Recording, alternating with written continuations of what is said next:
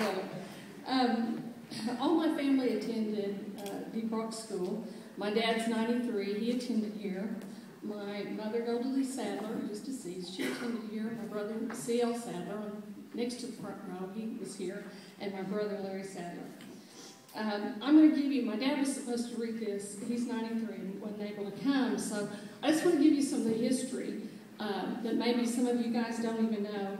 The original name of Deep Rock School was Primrose.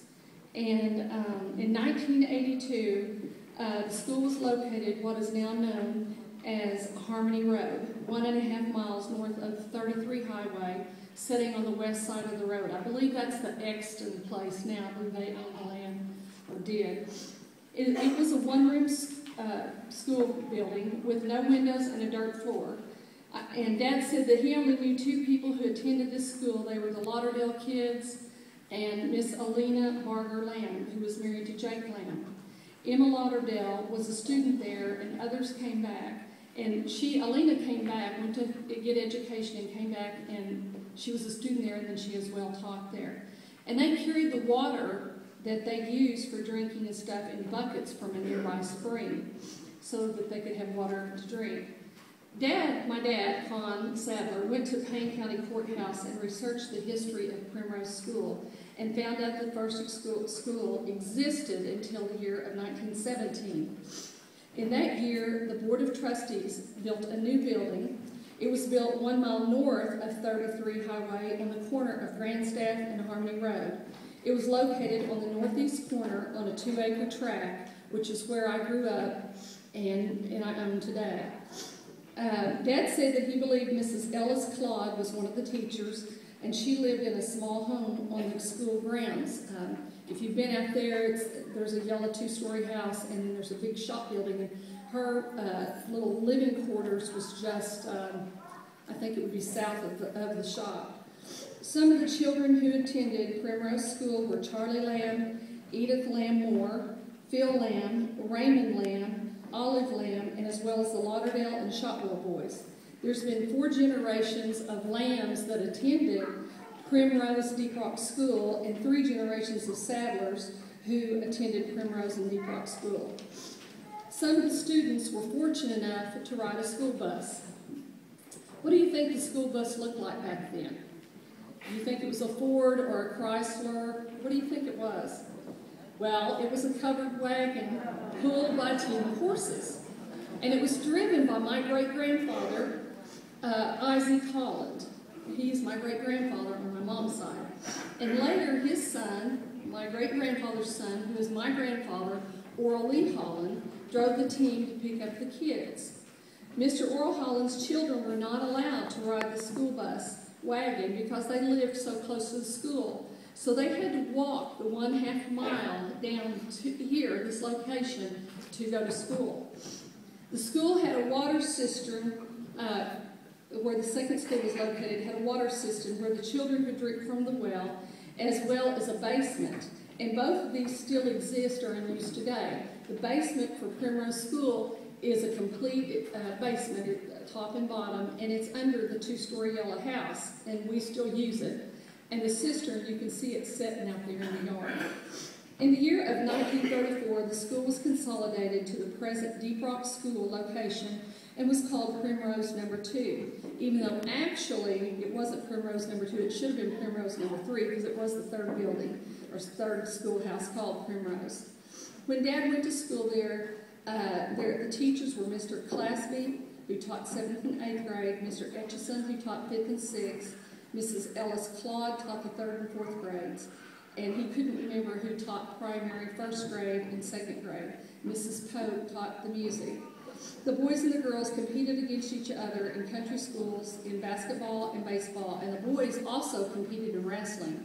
I didn't know that Deep Rock had ever had a wrestling team. But I started 1st grade at Deep Rock at the age of 5. Back then, they would let you start school. If your mom wanted to get you out of the house, you could start 1st grade there. So I started in '62, and I graduated in 1970. And my class was the next to the last class out of Deep Rock School before it was consolidated to Cushing. 71 was the last 8th grade class. When I was in school, Mrs. Vilma Wright was the 1st and 2nd grade teacher. Miss Viola Hayter, she was the 3rd and 4th grade teacher, plus she was the music teacher. And this is the same piano that Mrs. Hayter played. Mr. Clovis Norton, he taught 5th and 6th, plus he was the basketball coach for the boys and the girls. The girls softball, he coached us. Boys baseball, we had volleyball, boys and girls. And he coached grades. If you were in the 5th grade, you got to play basketball. So 5th through 8th he coached.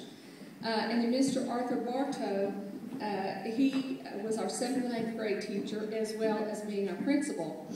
Mrs. Roberts served many, many years here as secretary, and then was replaced by Mrs. Speck, who started the first cheerleading program for Deep Rock. The lunchroom was ran by Mrs. Donna O'Kelly with helpers Edith Moore, Sarita Cooper, Eddie Ann Hayter, Margie Hickson, Jackie Robinson, and many others. And you can't mention Mrs. O'Kelly without talking about her wonderful warm rose with peanut butter and honey. I know some of you guys remember that. No one left hungry.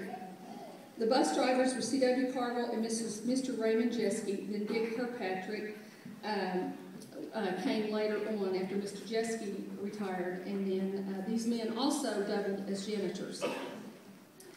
There were many clubs back then at Deep Rock School. If you've looked through some of the pictures, you probably have seen the different club things that they had. We had 4-H meetings, we had 4-H horse club.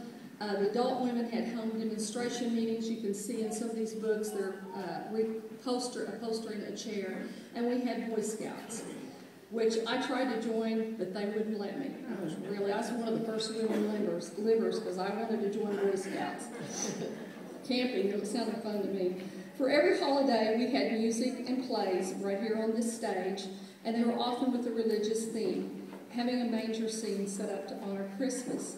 Everyone was a big part of the gatherings that we would have. Mr. Hewlin Moore, he was my neighbor growing up, often playing Santa Claus, and Mrs. Claus would be there too.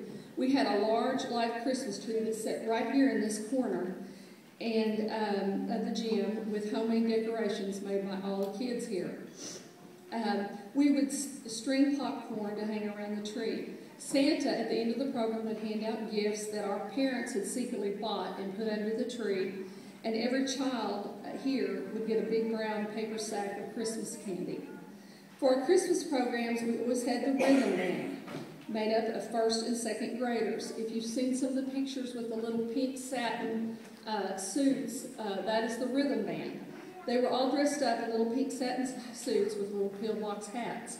Everyone wanted to play the xylophone or the drums, and no one at all wanted to get stuck with playing the stupid old sticks or the blocks.